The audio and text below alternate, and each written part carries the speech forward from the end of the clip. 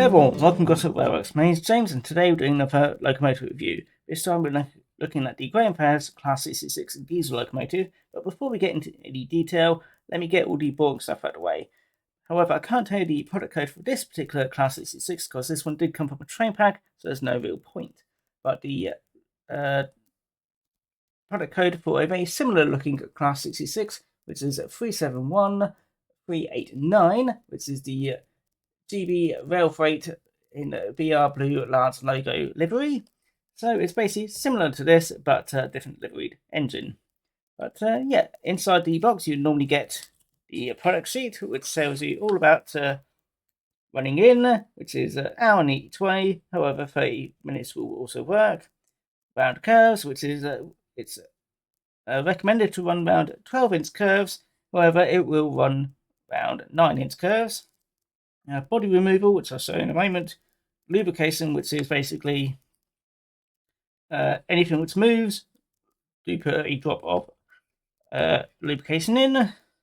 DCC fitting, which I'll go in a moment. And the buffer beam parts, which I haven't got out of the box because it's a bit awkward to do. But you get basically air brake pipes and also this fairing, which goes on the bottom of the buffer beam. Just quickly show you that one. So there's the piping. And there's this big plate which goes on the bottom. So that's all that. And also you do get the warranty, which we won't look into because no one reads the warranty. But to remove the body, it's very simple. You just basically put your nail underneath here and very carefully pry the body from either side and then carefully lift up the body away from the chassis. However, do take off any note that there is some wires on one end of the body which connects the body to the chassis. So yeah, do be careful of that. But otherwise, it's a very easy to remove body. Right, let's look at the weight of the locomotive. So just wait for that to load up. It is 96.6 grams. So it is still a hefty locomotive. So let me just get all the boring stuff out of the way. There we go. And that can live over there as well.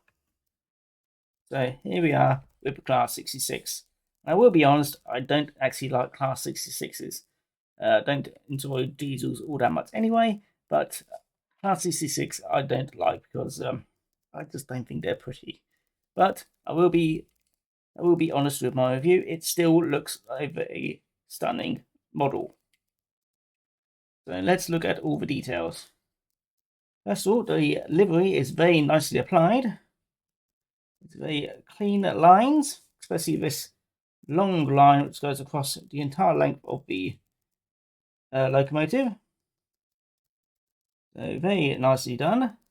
Tempo printing, very crisp and all legible. The only bits which aren't legible are the very small ones, basically just the information plate which they go with the class number. But anything else is quite legible, and you can basically just have a read and see what it all says. So I'm quite happy with that. And there's no colors mixing in within any others. Molded detail, it looks quite nice. The corrugated feel on the sides here they're quite nice as well. I think these grills are molded detail as well, so I don't think they're separately fitted. So it's a bit of a downside of that, but it still looks nice and it looks nice and feels the part. No, don't really have much of a complaint to it, but it would have been an excellent, nice little bit there. Let's have a look at the top here. I'm not entirely sure if these are molded details or separately fitted, but they're painted nicely and they do look quite nice anyway. Can't really tell. No, that looks like it's molded, so it still looks nice, and I won't bash it or anything like that. And the other molded detail is quite fitting as well. So yes, quite happy with that. Also, these handrails, I'm not entirely sure if they're separately fitted. Very finely done if they aren't. But yeah, if they're then if they are molded detailed, they're very nicely painted, and I can't really tell. So either way, it looks nice. Anyway, onto the end. On one of the cab ends. So we've got this handrail going across as well. It does have directional lighting. We have a light up here and a light down here for going forward, and the 2 rear red lights at the bottom as well for when it's going in reverse.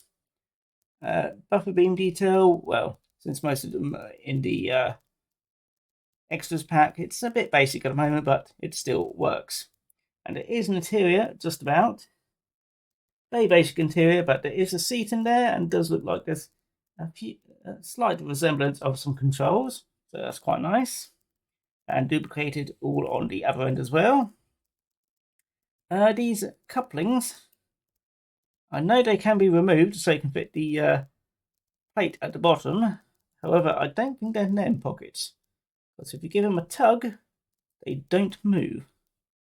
So they are removable, but they are not NEM pockets. So bit of a down point, but yeah, I'm not entirely sure. Underframe detail is quite nice. It's very detailed at the bottom here, and the colouring is picked out quite nicely. And these step ladders on the side are also steadily fitted and painted quite nicely as well. And I'm assuming this is the fuel tank. Bottom is completely void of any detail, but we won't be looking under there anyway. The fuel tank is quite nicely done and also painted in nice places as well. So I'm quite pleased with that. Since, as I said, there's no underframe detail on the very bottom, so we'll just have a look. But these are all individually powered. Well, not individually, they're all powered, and are all pickups as well. So all-wheel pickup and all-wheel power, which is quite nice to see. And there is also no traction tyres, so all the power from the engine itself. And on the other side, it's exactly the same as the other side, and very nicely done. So yeah, very nice engine. So I'm going to stop talking about it and get it onto the turntable so you can have a look at it yourself. And then we'll get it onto the layout and see how much this big beastly engine can pull. So I'll see you in a bit. The Class 66 is a type of 6-axle diesel-electric freight locomotive designed in part from the Class 59 for use on the railways of Great Britain. Since its introduction, the class has been successful and has been sold to British and other European railway companies. The first locomotive shipped to the UK arrived at Ingham in June 1998, taken to Derby for testing. The locomotives then shipped at a rate of 11 per month into the UK via Newport docks, until the order was completed in December 2001. After unloading, EWS engineers simply took off the tarpaulin, unblocked the suspension, and finally, as each was shipped with water and fuel, connected the batteries before starting the engine and handling the locomotive into service. Each locomotive is specified and guaranteed to 95% availability, aiming for a minimum of 180 days mean time between failures. It is designed to cover 1.6 million kilometres between major rebuilds, equivalent to 18 years service, with each major rebuild costed at £200,000. Initial classification was as Class 61, then they were given the Class 66 designation in the TOPS classification system. In 1998, Freightliner placed an order for locomotives. They were followed by GB Rail Freight and then Direct Rail Services. The last of more than 500 built over an 18-year period was number 66779, Evening Star, delivered to GB Rail Freight in spring 2016. Although sometimes unpopular with many rail enthusiasts due to their ubiquity and having caused the displacement of several older types of mostly British-built locomotives, the high reliability has helped rail freight to remain competitive. Rail enthusiasts labelled the type the Red Death, as they have displaced many older types of locomotives, while also acquiring the nicknames of SEDs due to their cabin roof profile. Right, here we are, the Class 66 now back on the layout. And I have got my test rake of 8 Mark I coaches ready to be used. But first of all, let's test out the slow speed and the light running of the engine. I will have to mention this is under DC because I had to go on my DCC decoder from it for another engine, but it still will run roughly the same, but just to take into account. So let's test the slow speed. Here we go.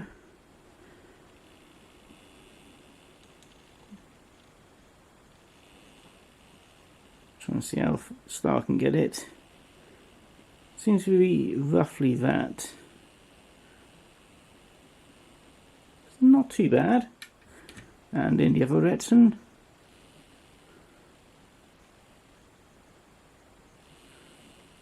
It seems like it could go slower. But yeah, it's not too bad. I'm quite happy with that.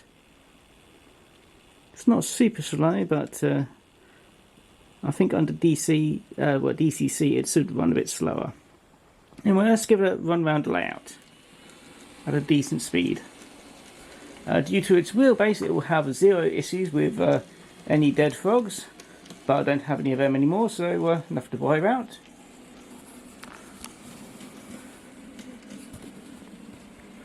Right, here we go. There it is. It's looking rather nice coming up tunnel. Going across the countryside.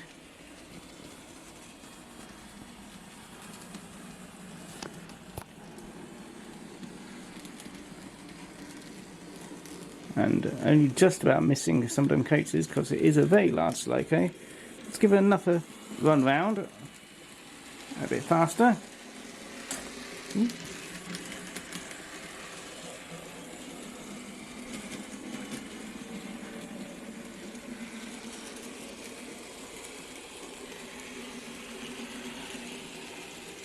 Yeah, that seems to be quite nice.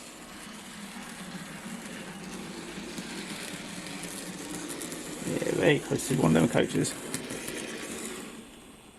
Right, now let's get it onto the outside track. Luckily, compared to some other diesels, this isn't all that difficult to... Ooh, it may have been... Double check that. Right, have a quick test.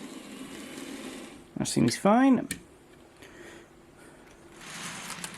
Yeah, compared to other diesels, it's fairly easy to put this one on the track. So let's test up the coupling. That's a good weighty hit, and that seems to be perfectly fine. Anyway, let's make sure it's zoomed out. So Class 66, we'll go with 96 grams, and that's basically about half the weight of this rake, which is 8 Mark 1 coaches, and each one is about 25 grams. So that's 200 grams of coach. So yeah, even if I put double behind it, I don't think it will actually have any issues. But let's see how well it runs with this. And immediately, no issues whatsoever. Coming up the slight incline.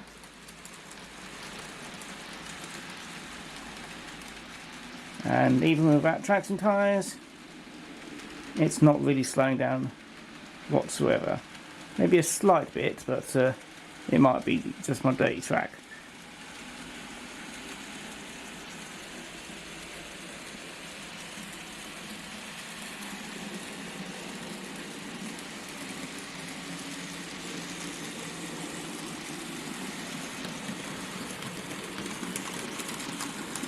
That's running around quite nicely. Let's give it one more run, a bit more faster.